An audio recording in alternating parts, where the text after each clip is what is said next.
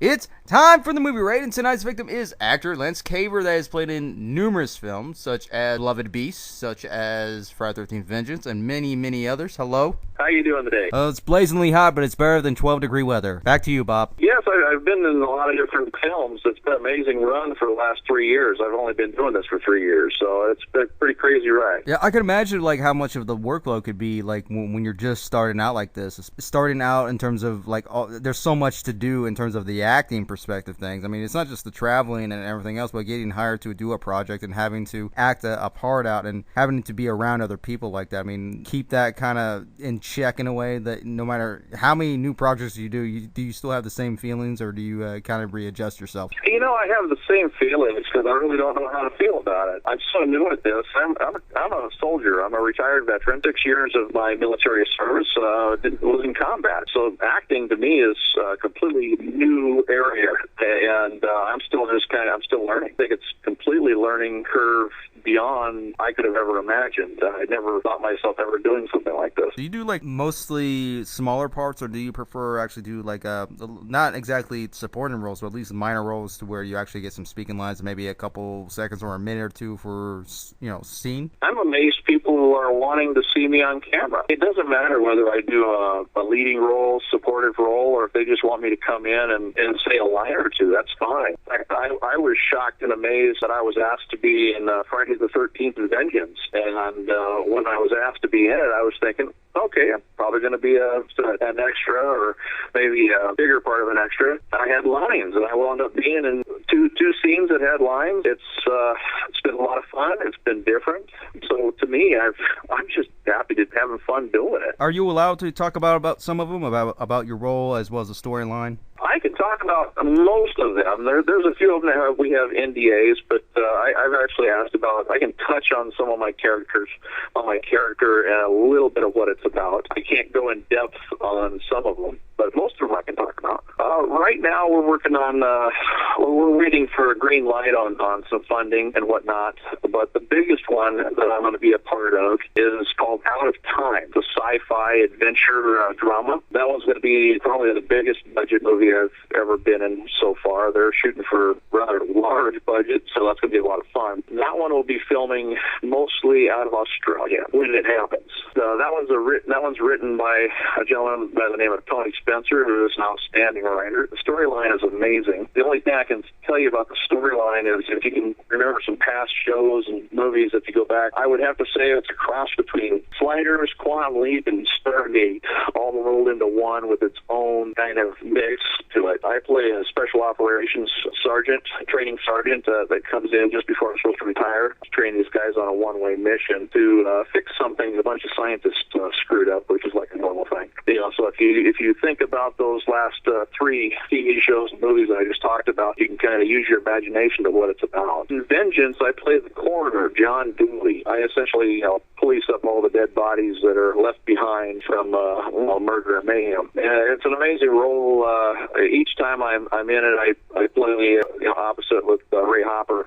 We work together. That was a complete surprise to me that they wanted me in that and a part of that. So I was honored and thrilled to be a part of it. Finished up a movie called Burn It All. That was actually my first SAG production that I was a part of. I play a thug in that. We've taken up harvested organs and whatnot, underground harvesting operation. The lead of that, Elizabeth Cotter, and she basically kicks my ass and takes my gun and kills anybody that gets in her way. An incredible action-adventure movie I think everybody's going to like if you like action-adventure. And basically a woman kicking ass. That one should be done and ready for release. We're hoping here probably in the next few months or towards the end of the year. Where I Need You Dead, they're going to be like, oh, shit. That's going to crack them up. I'm hoping everybody get a kick out of that one. Director that, he's the writer-director, Rocco Zevenbergen, out of Portland, Oregon, wrote and directed that. He's hoping to have that one out by September, October, at least ready for distribution. That's very cool, man. Very cool. So when it comes to the acting jobs, I mean, do you think it's more effective to learn how to get a better acting job than to just be concerned when to get the acting job? I really don't. I don't know.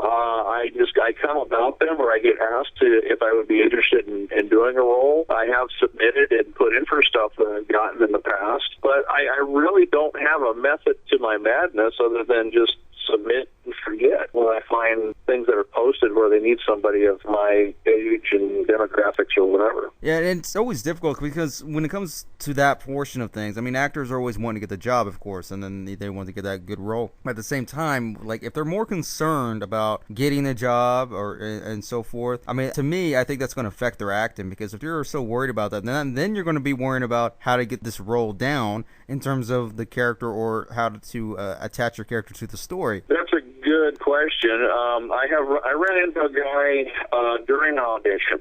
Me and my kids went to an audition, and this guy was so nervous. He's like, "Oh man, I really want this part." And I'm like, "Well, you know," he asked me straight out. He goes, "Why don't you look nervous?" And I said, "Well, because I'm either what they want or I'm not." I said, "It has nothing to do with anything other than that. I either have the look and the mannerism that they want, or I don't. You know, submit and forget. You know, you're going to get it or you're not." You know, to me, that's basically it. You know, don't take anything personal. Don't get so emotionally wrapped up with something that you probably won't get. There's an A-lister who I was in conversation with. He's out in L.A. Won't mention his name, but we were talking about it for my kid, and he's like, he wouldn't put his kids in this because this is a nasty business of rejection, because they'll chew you up, spit you out, and treat you like shit on the way up and down. And he asked me the same question. He goes, "How do you go for a movie?" I says, "Well, I submit and forget. I don't care whether I get it or not, because I can't. I probably won't get it." And he's like, "You know what? You're right on." He's like, "If you just keep thinking that way, you're going to do good." He goes, "Because those that get emotionally wrapped up in this thing, they're going to feel like crap. They're going to feel rejected, because this is a business of a 99.9% rejection." He goes, "It's all a numbers game. You submit as many times as you can, you know, anywhere from 100, 200, 300 submissions. You might get 3 or 4 or 5 callbacks. And out of those 3 or 5 callbacks that you get, you probably won't get any of them. You might get one. As long as it doesn't bother you for them not to call you back, or for them to tell you you're not what they're looking for, you're going to be fine." I mean, it's simple and it's to the point, and it works. I mean, if you apply that to yourself, I mean, again, nothing's guaranteed in life, man. I mean, there's always rewards out there, but I mean, you got to just keep trying until eventually you land that, and you do luck out. You really do. And that's the thing. I mean, if you're so worried about this stuff, that's what is really going to automatically fail before you even get that submission in. Well, you know, Steve Dash put it, you know, from Vengeance, he put it perfectly. He said it's about 80% who you know and 20% luck and talent. If you happen to get started in this business, I happen to get very, very fortunate and very lucky that I ran into a few people who knew the right people in the right circles to start working with. Now, I had been working with my kids in this industry for them, not for me, for about 2, almost 3 years. You know, and I knew nothing. I was taking them to auditions, I was taking them to classes and readings, and I was helping them with it. And I had no interest in acting myself. And after about almost 3 years, I believe, I got a phone call saying, "Hey, we want you in our movie." And I'm like, "Which one do you want? You want the older one or the youngest one?" And they're like, "No, we want you." And I'm like, "I'm not an actor, and this is my kids' thing." And so it kind of is like, well, they're like, "If you will please do this part, one of these parts that we have picked out, we'll be more than happy to put your kids in it." And so I did it. And it's gone from there, and people saw that. I met some people with that. It was Morgan Casting that cast me in that one. That one hasn't come out yet. That one's one that was the first movie I did, but it's never been released, and who knows, I don't know if it will be released. Filmed here in Olympia, Centralia, Chehalis, Hawaii, up north, a couple places up by Seattle, Buckley. But that was an incredible first-time experience for me. And after that, I just started getting asked to do things, and I, you know, still trying to get my kids and stuff. Along with Jonathan Holbrook, I was trying to get my kids, you know, a short role with him, and he wound up casting me as a thug to start with. And when he worked with me that one day on set, he's like, "Hey, I've got another role for you. I'm going to expand your role. How do you think about being a bartender?" Sure. So, and then that just added another scene for me on that. The hits keep coming, and it's a roller coaster. I feel blessed and humbled at the same time. I don't know, you know, some people have been working at this game for years and years and years, and they haven't gotten half of what I've done. Got friends of mine I grew up with in high school. They took drama. They were in movies or trying to be in movies. They're still doing drama. They're still taking classes. At our age, you know, I'm 47. There's friends of mine I went to high school with. I called them up and said, "Hey, you want to be an extra in a movie?" And they're like, "What do you know about movies?" I'm like, "Well, don't you do movies? Well, yeah, I've been trying to get into a movie, but I've never been able to get into one. I says, well, this one has IMDb credit. If you want to get into it, and we can probably get some lines for you. They're like, you're kidding me. You, the soldier, you've never been into this, because they remember me from high school. I took high school drama one time, and that was my last year of high school, and I failed it. My teacher found out I was being mobilized to the Middle East, Desert Storm, and I got my orders cut to basically go off to the Army a month and a half early before high school graduation. My teacher said, no, you need an education before you go to war and get killed. Here's your F.